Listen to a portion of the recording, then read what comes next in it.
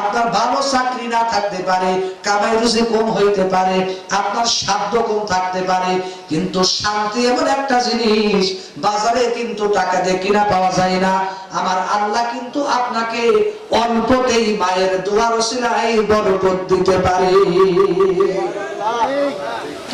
আর বাবা যদি হৃদয় থেকে বদদোয়া দিয়ে দেয়, বিশ্বাস করে আপনি যত বড়ই ফ্ল্যাট বাসার মালিক হন না কেন, যুবক তুমি যত বড়ই ঢাকা শহরে 5টা 20টা বিল্ডিং থাকুক না কেন, 20 তলা 30 তলা বিল্ডিং এর মালিক তুমি, তোমার 3টা 4টা স্ত্রী আছে, সন্তানের অভাব নাই, গাড়ি বাড়ির অভাব নাই। আমেরিকাতে, এমনকি আমেরিকাতেও তোমার জায়গা জমি আছে, ঘর বাড়ি আছে, পৃথিবীর বিভিন্ন জায়গায় তোমার ঘর বাড়ি আছে, তোমার টাকা পয়সা গাড়ি বাড়ি থাকতে পারে। আর মা বাপ যদি দিল থেকে বদদোয়া দিয়া দেয়, কোনদিন শান্তি আসবে না। মা বাপ যদি ভিতর থেকে বদদোয়া দিয়া দেয়, আপনার গাড়ি বাড়ি অট্টালিকা যত কিছু থাকুক না কেন, জীবনে আপনার শান্তি আসবে। কথা বলেন ঠিক কিনা? সেই জন্য দেখেন মাঝে মাঝে খবর নেওয়া যায়, ইন্টারনেটে মাঝে মাঝে দেখা যায়, মোবাইলে দেখা যায়, খবরে মাঝে মাঝে দেখি কোটি কোটি টাকার মালিকের স্ত্রী, কোটি কোটি টাকার মালিকের স্ত্রী, টাকার অভাব নাই, খাওয়ার অভাব নাই, সম্মানের অভাব নাই। এমনকি কিছু বড় লোক আছে, টাকাওয়ালা আছে, যে পোশাক একদিন একবার পরে, ওইটা দ্বিতীয় দিন আর পরে না। এই জন্য ফুটপাতে দেখেন মাঝে মাঝে দেখবেন নতুন নতুন জামা কাপড় কোথেকে আসে যায়, ওই যে অনেক মানুষ একদিন পরে আর পরে না, প্রতিদিন নতুন পোশাক পরে। এত টাকা থাকা সত্ত্বেও দেখবেন এদের স্ত্রীও মাঝে মাঝে দেখবেন আত্মহত্যা করে, বিষ খায় মারা যায়। গলায় ফাঁসি নাই, আছে না নাই? কেন ফাঁসি নিল? কিসের অভাব? শান্তি নাই, শান্তি নাই আমার বন্ধুগণ। সেই জন্য শান্তি কিন্তু এই যে টাঙ্গাইল শহরে কিনা পাওয়া যায় না, বাংলাদেশের কোথাও কিন্তু শান্তি কিনা পাওয়া যায় না, কোথাও কিন্তু শান্তি কিনা পাওয়া যায় না। শান্তি কিন্তু একমাত্র আসে মুরব্বীদের দোয়ার ওসিলায়, মা বাবার দোয়ার ওসিলায়, একমাত্র আল্লাহর পক্ষ থেকে মা বাবার দোয়ার ওসিলায় কিন্তু শান্তি আসে। জোরে বলেন ঠিক কিনা? সেজন্য মা বাবার থেকে দোয়া নেবেন তো। আমার বাইরে মুসা আলাইহিস সালামকে একদিন আল্লাহ হঠাৎ করে ডাক দিয়ে বলে, মুসা রে, আজকের থেকে কিন্তু তুমি সাবধানে থাকো, খবরদার খবরদার, আজকের থেকে কিন্তু তুমি সাবধানে থাকো। মুসা নবী বলে, আল্লাহ এতদিন তো আপনি এই কথা বলেন নাই। মুসা, বলে দিলাম সাবধানে থাকো আজকে থেকে। এবার আল্লাহ লম্বা ঘটনা ওদিক যাব না, সংক্ষেপে বলি। এবার মুসা নবীকে আল্লাহ ডাক দিয়ে বলে, মুসা নবী আল্লাহর কাছে ডাক দিয়ে বলে, আল্লাহ কি জন্য আমি সাবধানে থাকবো? এতদিন তো আমাকে এই কথা বলেন নাই, এখন আমি আবার কেন সাবধানে থাকবো? এবার আল্লাহ ডাক দিয়ে বলে, মুসা, তোমার মা এতদিন বাইসা ছিল, তোমার জন্য প্রতিদিন দোয়া করতো, তোমার মায়ের দোয়ার ওসিলায় আমি আল্লাহ তোমাকে ভালো রাখছি, তোমাকে শান্তি দিয়েছি। অতএব তোমার মা অল্প কিছুদিনের মধ্যে দুনিয়া থেকে বিদায় নিয়ে চলে যাবে। তোমার মা যখন দুনিয়া থেকে বিদায় নিয়ে চলে যাবে, তোমার দোয়ার বান্দার দরজা বন্ধ হয়ে যাবে। এই জন্য বলছি, সামনে থেকে সাবধানে তুমি থাকো। মা যাদের বাচ্চা আছে দুনিয়াতে তার জান্নাত বাইসে আছে, ঠিক কি রকম? মা বাবার দোয়া নেবে, মা বাবার দোয়া নেবে, বিশ্বাস করে। মা বাবার থেকে যদি খেদমত দোয়া শুনে, অনেকে কি করে, মানে কাছে গিয়ে মা আমার জন্য দোয়া করো, দোয়া করো, মাথায় ফুল নেয়, এরপরে মাথা হাঁটতে দেয়, আমার মাথায় একটু হাঁটতে দাও, দোয়া করে দাও। শোনেন, দোয়া চায় নেওয়ার নাম দোয়া না, দোয়ার কাজ করলে মন থেকে যে দোয়া আসে এটাই বড় দোয়া, ঠিক কিনা? সেই জন্য ভাইয়েরা, অল্প সময়ের ভিতরে আমি শেষ করে দেব, আমার সময় একেবারে অল্প, গভীর মনোযোগ দিয়ে শোনেন আমার ভাইরা। আমার আল্লাহ কোরআনের ভিতরে বলে, মায়ের সামনে কিন্তু কোনোদিন বডি টান কইরা দাঁড়াই হয় না। তুমি কোনোদিন খবরদার বডিটা টান কইরা দাঁড়ায়ও না। মায়ের সামনে কিন্তু কোনোদিন চোখ গরম কইরা তাকায় কথা বললো না। অনেক সন্তান আছে মাকে গালি দেয়, বকা দেয়, মা এতবার বলতে হয় কেন? এক কথা দুইবার কেন বলা লাগে? বয়রা কোথাকার কানে শোনে না? আছে না নাই? অনেক সন্তান মাকে বকা দেয়। আমার ভাইরে, তোমাদেরকে ছোটবেলার কথা বলতে চাই। ছোট্টবেলায় যখন তুমি ওই আকাশের দিকে তাকায় বলতা, ও মা ওই যে আকাশে ওরা কি দেখা যায়? মা বলতো ওরা চাঁদ। আবার তুমি আমি বলছি ওরা কি? বলতো ওরা চাঁদ। আবার বলতাম ওরা কি? আবার বলতো চাঁদ। এইভাবে বারবার বলছি, এরপরেও কিন্তু বারবার বলতো ওরা চাঁদ। কথা বলেন না কেন? এরপরে কিন্তু তোমার আমার মা কোনোদিন কিন্তু ছোটবেলায় বিরক্ত হয় নাই, আরো খুশি হয়ে বলছে বাবারে ওরা চাঁদ। কিন্তু আজকে তোমার আমার মা, তোমার আমার বাবা বয়স হওয়ার কারণে তাল ঠিক মতো নাই, ঠিক মতো তাল ঠিক নাই, এটা ঠিক নাই। এক কথা দুইবার জিজ্ঞেস করলে তুমি রাগ করো না? না, ছোটবেলায় তো তুমি আমি কত ডিস্টার্ব করতাম, তারা তো রাগ করতো না। আজকে মা বাপ তো বয়স হওয়ার কারণে তুমি আমি যেমন ছোটবেলায় অবুঝ ছিলাম, মা বাপ যত বয়স বাড়তে থাকে কেমন যেন অবুঝ অবুঝ হয়ে যায়, ঠিক কিনা? সেই জন্য মা বাপ যেমন কিছু বলে নাই, হাসি খুশিতে মাইনে নিত, তারা আরো খুশি হইতো। আমাদের ওইভাবে মা বাবার সাথে রাগ করা যাবে না, তাদের সাথে সুন্দর ব্যবহার করা লাগবে। শুধু তাই নয়, এমন সন্তান আছে আল্লাহ বলেন মা যেন উফ শব্দটাও না বলে তোমার ব্যবহারে। উফ শব্দের দ্বারা উদ্দেশ্য হলো, তাফসীরের কিতাবের মধ্যে মুফাসসিরিনে কিরামগণ বলেন, অর্থাৎ তুমি মা বাবার সাথে এমন আচরণ করিও না, এমন বেয়াদবি করিও না, এমন গাফেল হইও না। যেমন কিছু সন্তান আছে ঢাকা শহরে গিয়া বিল্ডিং করে থাকে, 2 মাস 4 মাস চলে যায়, মায়ের খবর নেয় না, ঠিক কিনা কন? হঠাৎ করে দেখবেন কিছু মা দিল থেকে বলে, আহ এই সন্তানটা খবর নেয় না। এই আহ শব্দ বললো, আল্লাহ বলে তোমার পিতা মাতার প্রতি মাসে তুমি টাকা পাঠাইবা, প্রতি মাসে তাদের কাছে আসো, তাদের খোঁজ খবর নাও, এমন ভাবে তাদের সেবা করো, এমন ভাবে তাদের খোঁজ খবর নাও যাতে তারা কোনো সময় মুখ থেকে উফ শব্দটা না বলে, ঠিক কিনা বলেন? উফ দ্বারা উদ্দেশ্য শুধু এইটা না যে সামনাসামনি কথা বলতেছেন, আপনার আচরণে কষ্ট পেয়ে উফ বলবে, এইটা না। আপনি জীবনে চলার ক্ষেত্রে তাফসীর ভালো করে বোঝেন, ব্যাখ্যা বোঝেন ভালো করে। আয়াতের তাফসীরের আয়াতের শুধু তরজমা বুঝতে হবে না, তাফসীর ব্যাখ্যাও জানা লাগবে, ঠিক কিনা বলেন?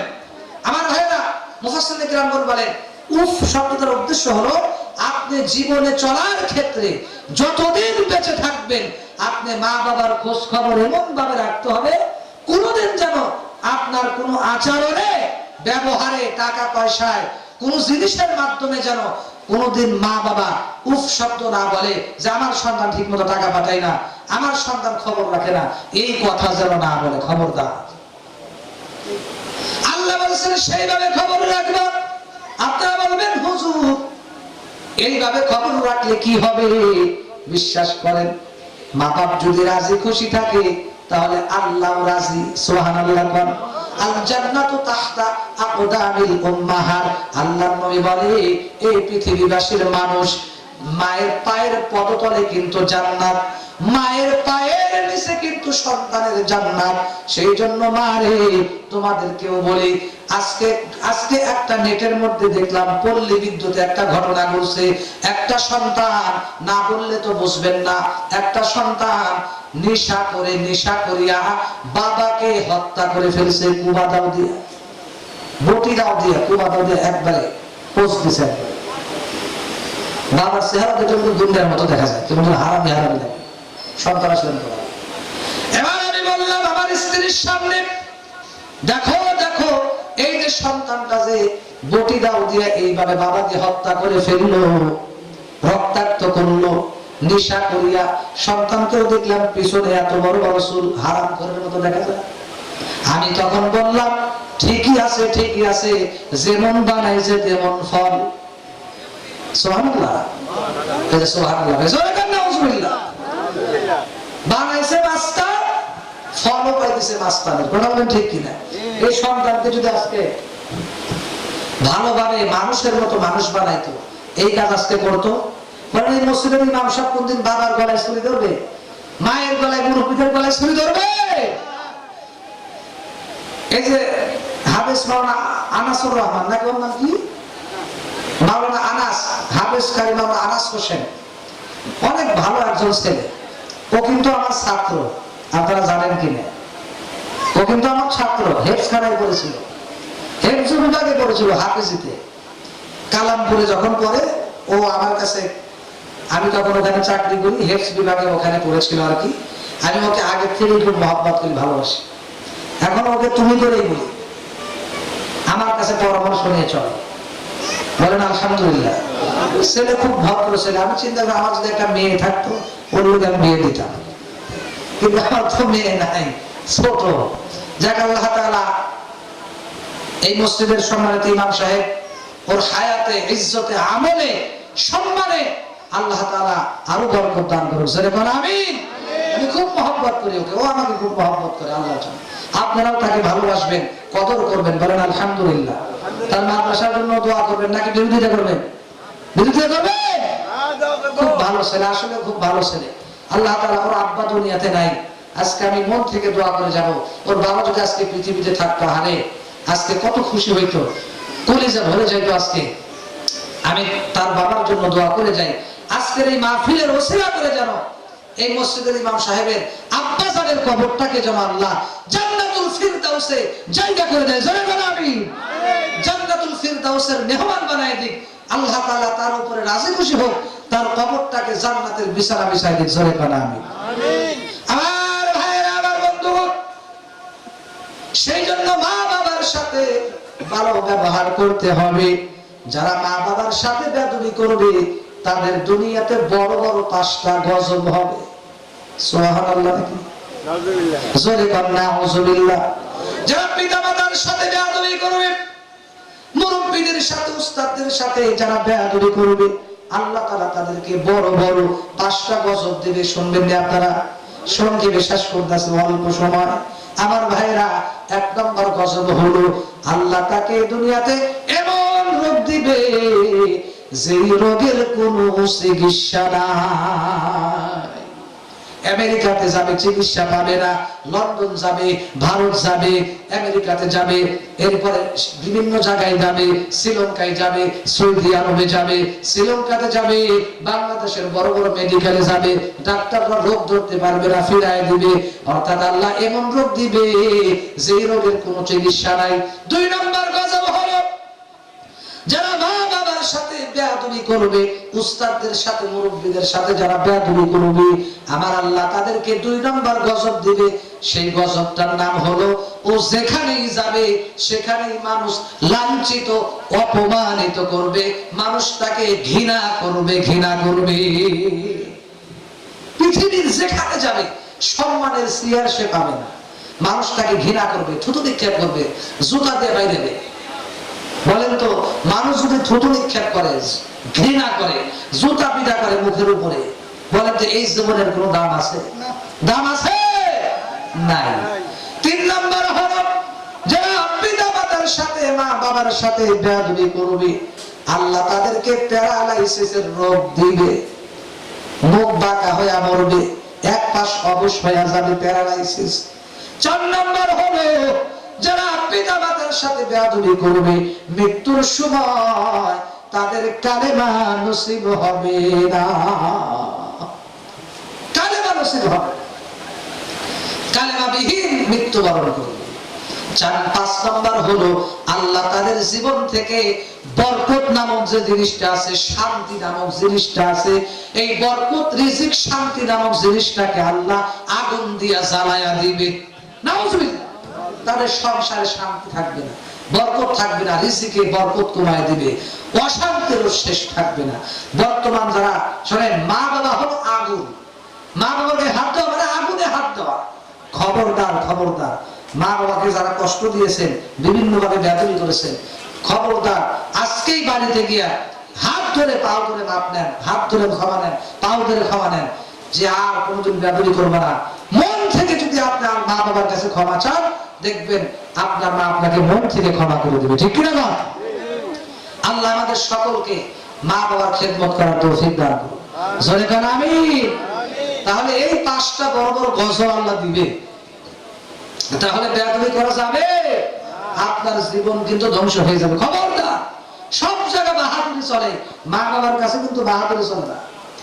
কারণ তুমি ছোট্ট ছিলা, ছোটকাল থেকে তোমাকে মানুষ করছে, এই যে এতটুকু ছিলে, আজকে তুমি একটু বডি গার্ড বড় হয়েছে, বডি ফিটনেস ভালো হয়েছে, আজকে তুমি মায়ের সাথে অহংকার করো, বাবার সাথে অহংকার করো। তুমি তো এতটুকু ছিলা, তখন কই গেছিল অহংকার?